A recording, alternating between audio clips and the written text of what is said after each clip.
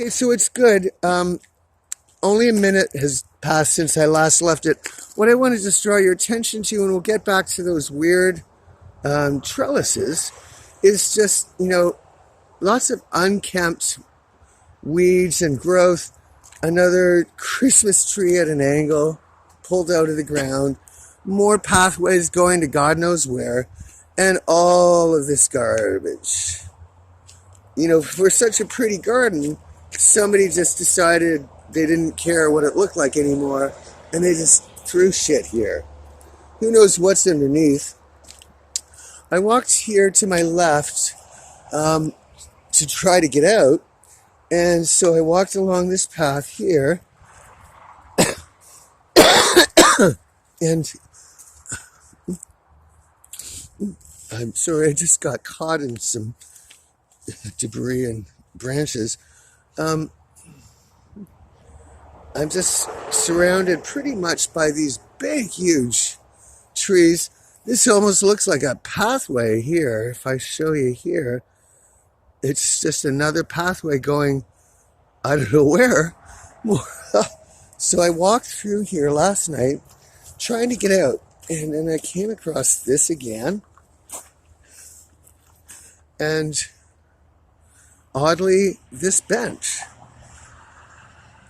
Okay, so, geez, what? There's a bush here that has the worst thorns in it. Okay, so now what really started getting odd is I wanted to get out, and so I thought I'd head toward the bushes and just run between them. But look what I started encountering. Just a strange combination of hanging vines, and it became very difficult to get through. So I didn't go through that way. I went back, and this is where it gets really peculiar. I went back and I found here a break, a path. So I started walking down it towards the sound of the highway, and then I realized I can't get out of here. These bushes don't look like they're very hard to get through, but they were. So, and the thing is, try to look at it. This is where the top of the bushes is. So I would say that these bushes are probably 20 feet high, and they're surrounding you, and they're thick.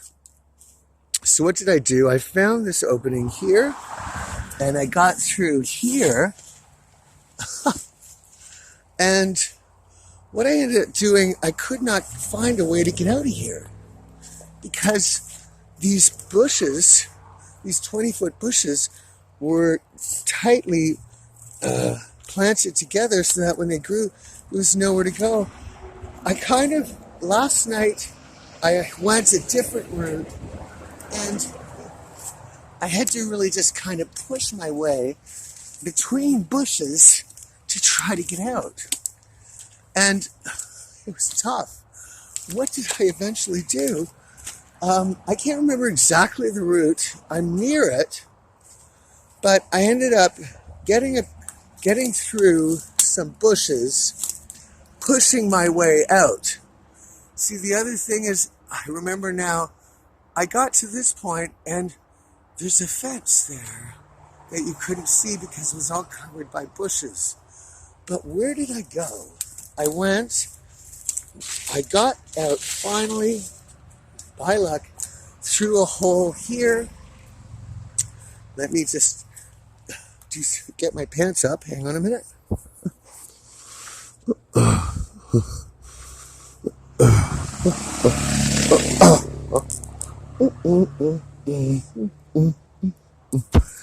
I've lost so much weight that my pants keep falling down all the time.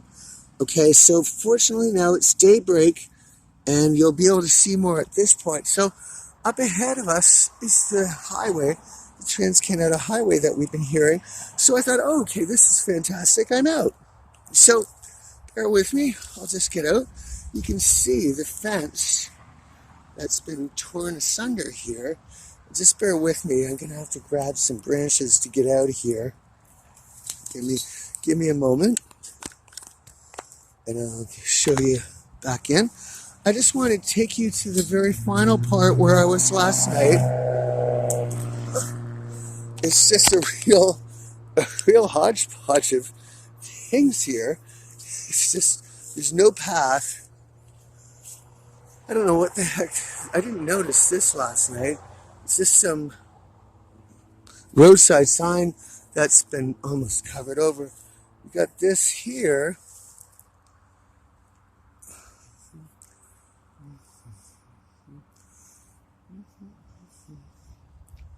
Okay, so what I ended up doing is going up here, and I just had to keep walking through these bushes and whatever. This point here, this is a culvert here, covered over, if you can see. So I went up this point here, and it's quite steep. So let me put the flashlight down if you don't mind, and I can grab some of these bushes to pull myself up.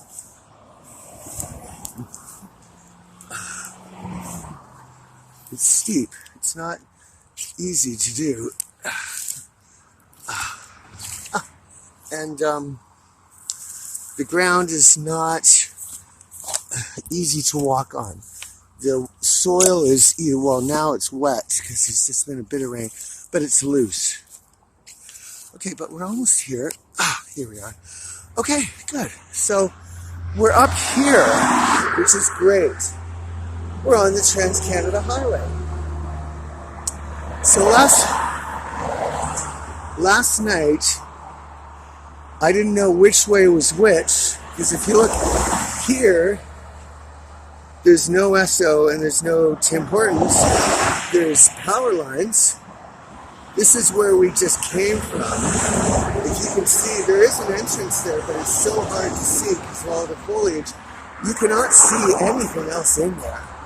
And then if I keep going around, you've got an entranceway and then you've got the freeway. So my question was, well, which way do I go to get to the Tim Hortons and the Esso? So I walked across this street, and in one of these signs I saw that an Esso was the second block ahead. So I went over, I crossed that island, and I went over to the far side, and I started walking that way. I walked for about 45 minutes, and I realized, where's the Esso and the Tim Hortons? I should have seen them ages ago. So I thought, okay, I guess I'm on the wrong side, but I'm not sure, so I'm just going to keep walking. Well, I kept walking, so after about an hour of walking, I saw a sign that said Hope. So I knew I was going north, and I should have been going west. The thing is, I went to the opposite side of the highway, which is where we are right now. I finally, after waiting 3 hours, I did get a hitchhike lift, and it was like the Twilight Zone.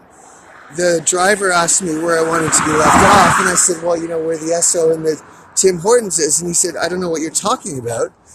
And I said, well, in Rosedale. And he said, I've never heard of Rosedale.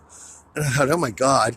So then I saw a sign on the road that said Chilliwack. And I thought, we can't be in Chilliwack because we have to pass through Rosedale and the Tim Hortons and the Esso before we get to Chilliwack.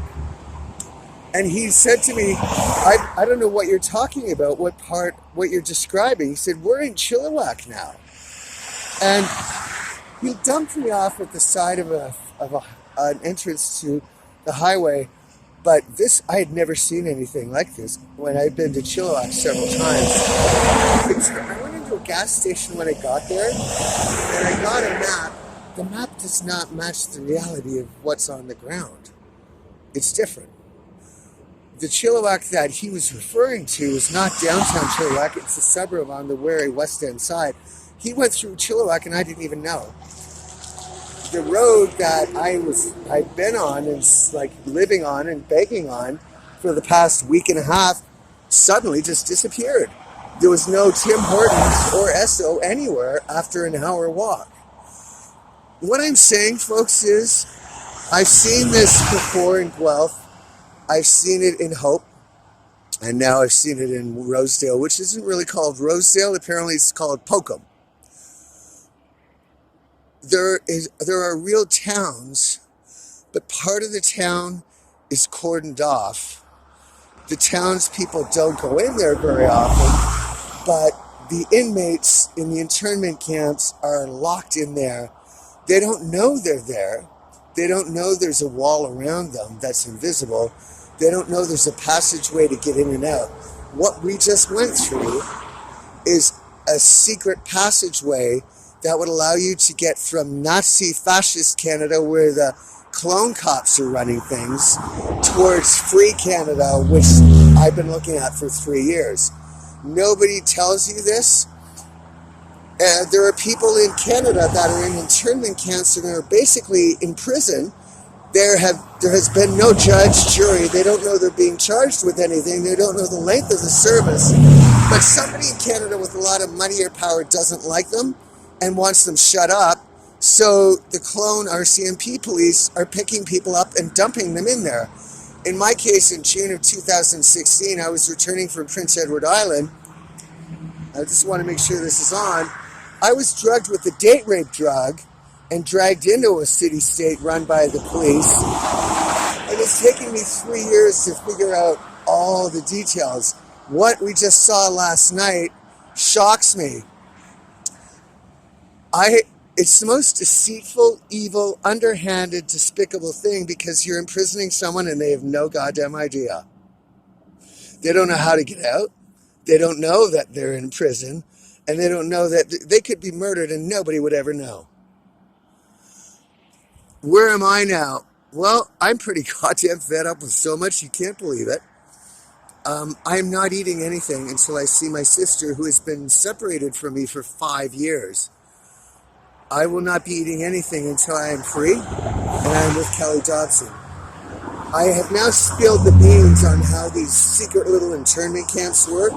Like I said, it's not out in the open like Germany. It's dirty, filthy, hidden underneath the carpet type of stuff, so the person has no idea that they're being fucked up the ass and they only have a little time to live. These secret internment camps are now in every city and town in Canada. Part of the city or town has been cordoned off. When people go and travel by bus or whatever, they're ferried from the city-state part, the fascist part of the city, to the other fascist part of another city, and don't know that somewhere in between is freedom. I've now blown it out of the water. There are secret prisons operating all through Canada, and some rich people or powerful people have decided to play God, judge and jury, and throw them in and imprison them without them knowing anything about it. I'm not going to swear anymore. People know what I'm thinking. This is over. I'm calling you now. I'm exposing your whole system of despicable, underhanded, unconstitutional prisons, and I'm demanding the Prime Minister get off his ass and deal with it. Trudeau knows about these. They were started by Harper. The CIA is involved in this. The FBI is involved in this. The Canadian Forces are involved in this. And the CSIS is involved. They all know about these, but none of the people who are imprisoned in them know about them. I know about them. I've got my physical one. Last night, it was just pure happenstance that I walked through that little opening in the green and saw this tunnel ahead of me. I'm not putting up with this any longer. I demand my freedom immediately. If I don't get it, I will be dead soon because I'm starving to death. These people have committed crimes and treason and must face a law. This was very interesting for me, and I hope it was really interesting for you. It was a horrific evening because I kept walking and walking and walking. I had no idea why I couldn't find the Tim Hortons or Esso that should have just been mere feet away from me. The insidious thing is, would you know that there's an opening and exit to a prison? Looking at that, look how cleverly disguised it is. I think I'll stop there. I'll upload this. Canada has a system of hidden secret internment camps and torture chambers and gas chambers, and they're all over the country. I estimate 500,000 to 1,000,000 Canadians have been murdered or disappeared in the last 10 years, and nobody knows about it, where they are, or what happened. There has been so much murder in Canada, I have created a hashtag called Red Snow. There is blood dripping out of each west and east into both oceans. There's so much blood in this country. This is part of it. I demand my